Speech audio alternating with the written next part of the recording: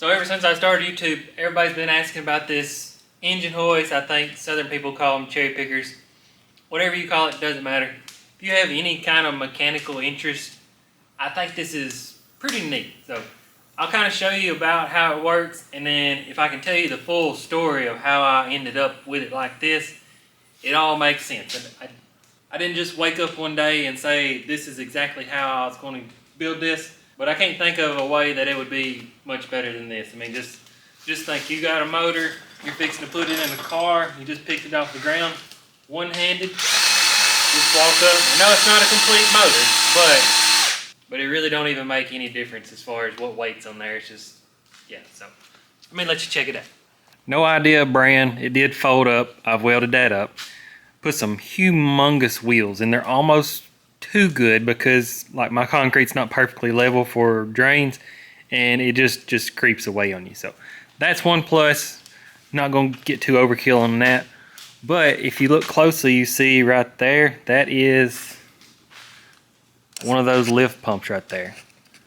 And if you make it far enough to let me tell you the story, it'll all make sense. As you can see, I've just went to, pretty sure, Tractor Supply. I believe that's a 2x16. If I could do it over, I would probably just go ahead and go with a 2.5, but this works fine. Probably could play with the geometry, but anyway, just a normal engine hoist, and I've just, you can see the cylinder mounted there, and I moved it to there, and then just welded me some tabs. And this is just a cheap D-wall, nothing fancy, and you can tell. And that's in second gear. You can go to first gear if you was just trying to, if you're leaned over in a car trying to barely pull on a bolt or something, you can just have one hand on it. Just keep creeping up, and then if you're flexible, you can bump it down. So it's a very handy thing. So let me show you how it got started. As you can imagine, I had the normal engine hoist like everybody else, and didn't even think twice about modifying it. It got to where the cylinder was leaking so bad that something had to be done. So this is how I got to where that is. Had just your regular old, well, Greg Smith Equipment Atlas, doesn't change the story. Just engine lift, and I had employees, so I had 2 employees to keep busy and me. You got one bay and then another bay. So this motor one day decided to quit participating.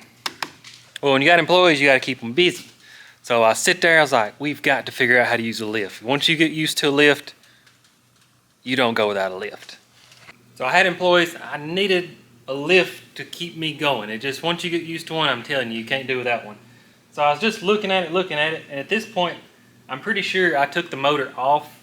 Like, this is just fluid, and that little aluminum piece right there, that's actually the pump. I think the black part, that's part of the motor adapter. Anyway, took the motor off, carried it to a local place, whatever, and they was backed up as anybody else. Wasn't complaining, but I was sitting here looking at it in the floor. So this is actually not the one the lift come with. It's a, turns out you can buy all this. Well, I was going to get to there. Motor, pump, and everything, as of when I bought it, was like $220, and they wanted like $500 to redo the motor. I don't like supporting where this comes from, but you know where I'm going. Anyway, I had this took off laying on the floor. This motor was up there. And I'm pretty sure they hit me with that bad news and needed something to happen. So I was sitting there looking at it. There's no way I can get the camera down in there to see, but the pump has just absolute, I mean, this is what I'm using. It's a hex adapter, and that has like an 8 female. It's weird. I don't know. I can't explain that one. Kind of looks like a inverted Torx or a spline drive socket. So anyway, fabbed up something that would fit that, and I actually got a corded drill, like a big 1/2-inch drill, and for whatever reason it turns reverse rotation to go forward. Like if you go forward right now, nothing. But if you go in reverse, there we go. No idea why, but that's nothing to do with the video. So anyway, I had this thing sitting in the floor, and I was like, put it in like a chair, and then we got a drill, and first it took me forever to figure it out. I was like, I know it, because I was spinning it forward. And I think I wound up, maybe this one's got a sticker. I was like, it had to work. It's just spinning. I said, even if it don't have enough power, it should still do the same. It would at least try to lift it up. So, had no weight on there. Finally figured that out. And I think I got a video I can throw in of when we had a customer's ride on there.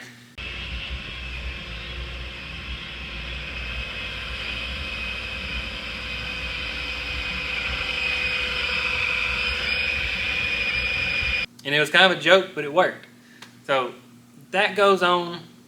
That was just something stored in my head. And I had this cherry picker, and like I said, I'd already knew that the cylinder was leaking. And if you didn't know, like, my legit job is pulling engine. So I don't know how many thousand motors I've pulled, but you sit here like this and just pump and pump and pump, especially the V8 full drive with transfer cases. Them things are over 1,000 pounds, and we all know you break rules and run it out here and do it. We've all done it. But this is a random scene for my cherry picker video. So here I have a 5.2 liter V8. They've got to be pushing 600. They're very, very heavy. Transmission, I don't know, 253, transfer case, 100. I mean, give or take, it's right at 1,000 pounds. I don't really think it'd probably do it in high range on a drill, but you can see this is low, and if it stops, it's doing the pressure relief valve. I've never adjusted that, so if I was to do this again, I probably would have went with a 2.5 cylinder, 2.5 inch cylinder instead of a 2. I believe that's right. So it's a little slower, but just think back every pump you have to struggle to make versus this, and you think what's easier. Spout off the ground. So yeah, that's how fast. I don't even know if this battery's good. 1 bar. That's not too bad right there. Especially you can do it one-handed, move stuff around. Just let her down slowly. Very nice. That gets really laborsome. So I was sitting there dreaming, like, what if you could put a just regular old cylinder and then get a car battery and get what's goes on a dump trailer, just a up and down. And I was gonna get the one with the lever like that right there. And before I forget to say it, this, when you relieve it, is made to let a car down. So I had to screw that in like 7 turns, because first time I bumped that, it fell down really fast. So rare occurrence you do this, keep that in mind. That was the plan with the cherry picker, and just it was in my head. And I had this Jeep, maybe put a picture up there, but I wanted to build a cage. And up until then, the only bender I've ever had was the cheap junky one you get from Harbor Freight with just it was the same thing. It was a pump up, and I was going to do pneumatic. A buddy of mine made fun of this whole setup right here. He said you should use an air pneumatic cylinder, which takes a regular cylinder, hook it to an air hose, and it uses air power to do the strokes with. They work awesome, but I was sitting there, I was like, every time you want to use this thing, I use it all the time, that you have to hook an air hose up, make sure you got an air compressor, and sit here and just run an air hose while you swap them up. Anyway, so it got to the point I wanted a good tube bender. Let's just show you. So I went on the internet and found, I believe it's called JD Squared, which is like number 2, and they make this same bender in a manual version, and you can tell I'm not that big of a person, so there's no way I want to sit there and manually bend tubing all day. So I knew I wanted the hydraulic version. Well, to add the cylinder on wouldn't, I don't know, maybe $200 more. So the whole bender was like $700, $800, $900, which wasn't bad.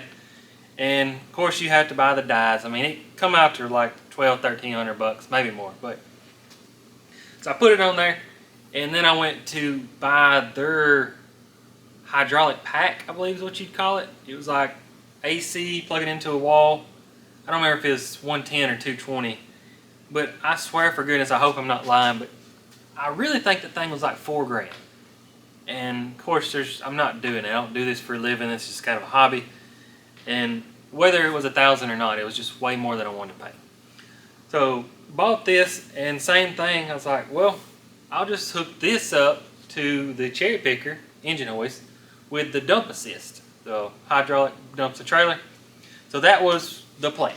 So I bought this thing, it's sitting here ready to go, and I was building a Jeep for race season and it never happened. But I was sitting here looking at the Jeep, I was looking at this tubing bender, it was a Saturday morning. It's like, I'm ready to bend some tubing. So I was sitting there looking at my Jeep, ready to build the cage like I'm so eager to. And I've got this brand new bender that I'm sitting here staring at and can't do nothing with. And I looked at that thing, I was like, I know it'll make pressure. So I went and got a hydraulic hose made that goes from that cylinder to this, and I was going to use the 220 motor. And it worked, but there's no way I can pull up a video. Well, this obviously has way more power than I need, and when I show you bending tubing on there, you'll understand why. But this thing is on or off. There's no, and you're not supposed to jog on there. That's just how they work. You're not supposed to do it. But like you could start it, and of course it has way more power than you need. And listen when I let go. So that's picking up all that. So on the tubing bender, when I would release the button, it would keep on going like probably 7, 8, 9, maybe 10 degrees. You can do this with a car. Watch right over there. You know, normally it'd be going up, but I'm gonna stand on it. So I was trying to sit here and use this pressure relief button. See how it's going actually down. So I was holding the button and trying to sit here and just finesse bend a piece of tubing. It did work. It was absolutely a pain in the butt. So I remembered, I was like, this thing will hook to a drill. So I took the pump back off this one actually, and took it off and then hooked it back up to a drill, and that's where this all come into play. So now that is hooked to basically that with no motor with a DeWalt 20 volt drill. Sure, there's videos I could drag up, but we're not going to go there. But now that works wonderful. I finally get done with it. I take it all back apart, and I'm still dreaming on my cherry picker, which is 100% regular. I haven't modified it at all.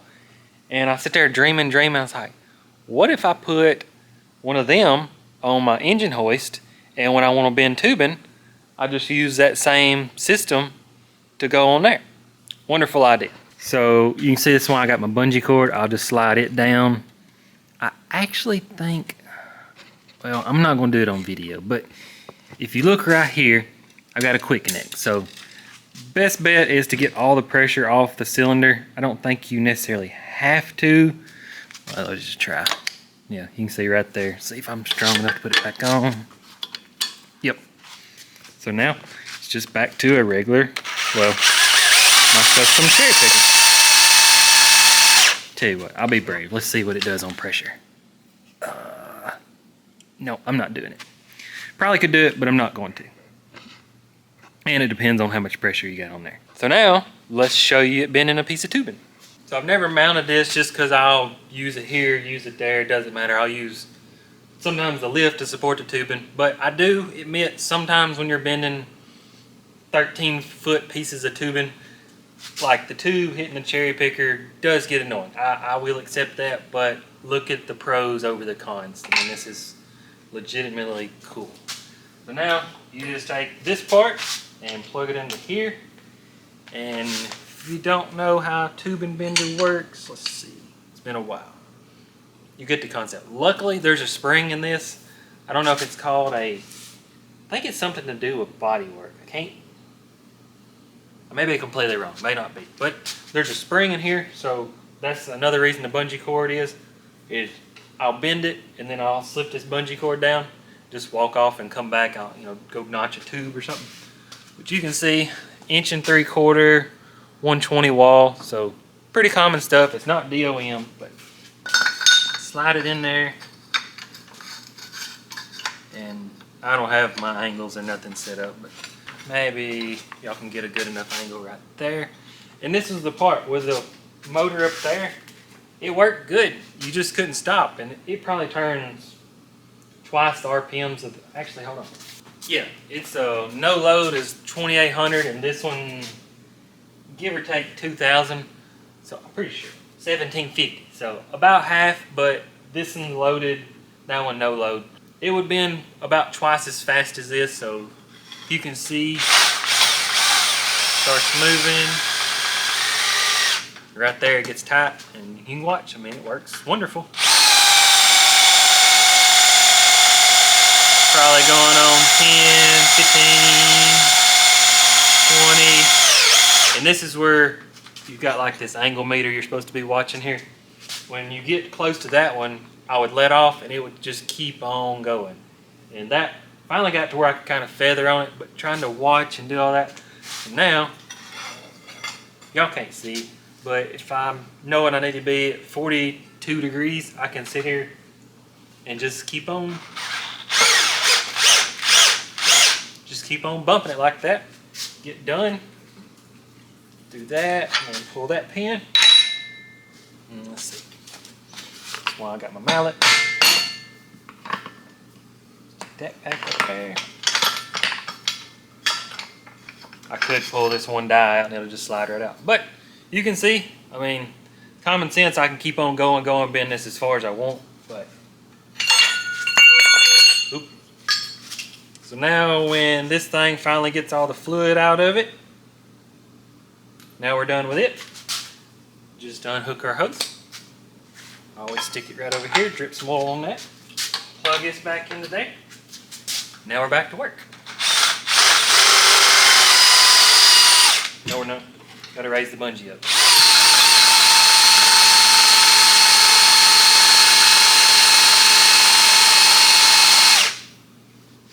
It's pretty awesome.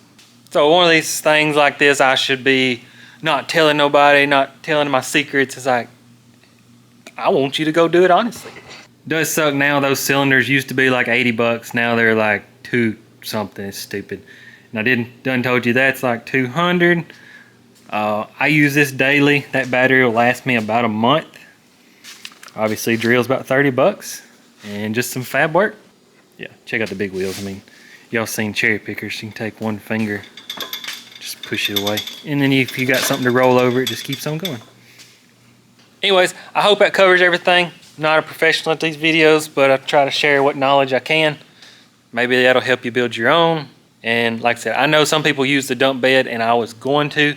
And after I've seen some videos how ridiculously fast it is and like out of control, I don't know. Maybe somebody's got a better one.